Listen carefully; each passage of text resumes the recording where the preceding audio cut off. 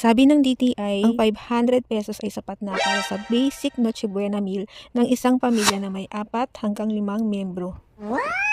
Uwe, di nga. Ano yun, Maji?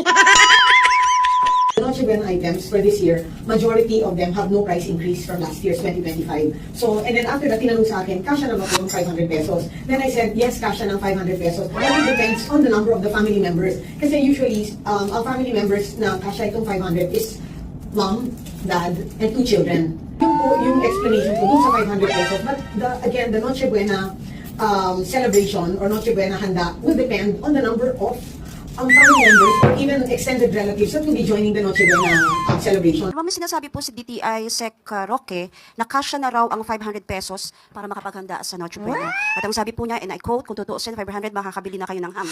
Makakagawa ka ng macaroni salad. Makakagawa ka rin ng spaghetti. Depende rin po yan kung ilan yung kakainin. Hindi naman siguro pwedeng pagsabay-sabay. Pwede isa. Pwede ham siguro. Meron namang murang ham.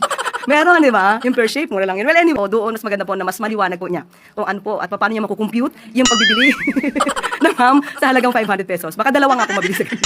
Pero ma'am, sa tingin nyo, kasya po ba ang 500? Personal ko, kung magkukompute ako, kung bibili ako ng 1 kilo na ham na mumurahin, hindi yung may brand, pwede. Ham lang. Wala po sa spaghetti. Depende kasi. Depende yan eh. Kung anong bibilin mo. Ano ba ang balak mo? Kasi di ba may nabibili naman na nakapack na yung pang chop suey. Mura lang to. Tapos bumili ka ng bihon, toyo.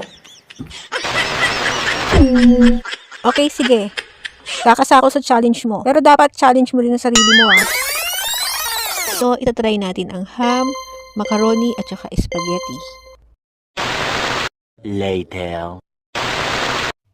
So dahil nga sa sobrang sakit ng ulo ko sa pagbabudget dito sa 500 peso challenge, ito yung ending ng mga pinamili ko. Pero honestly, sumobra ako sa 500 pesos.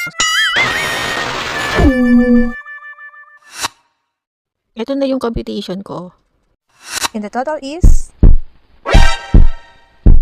500. Wish ko lang.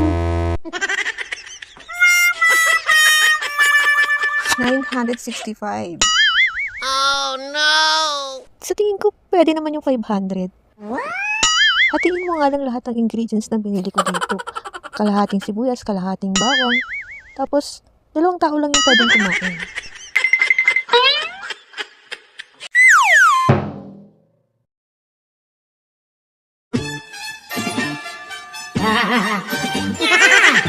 Merry Christmas, everyone! Nagbagal ka ng budget!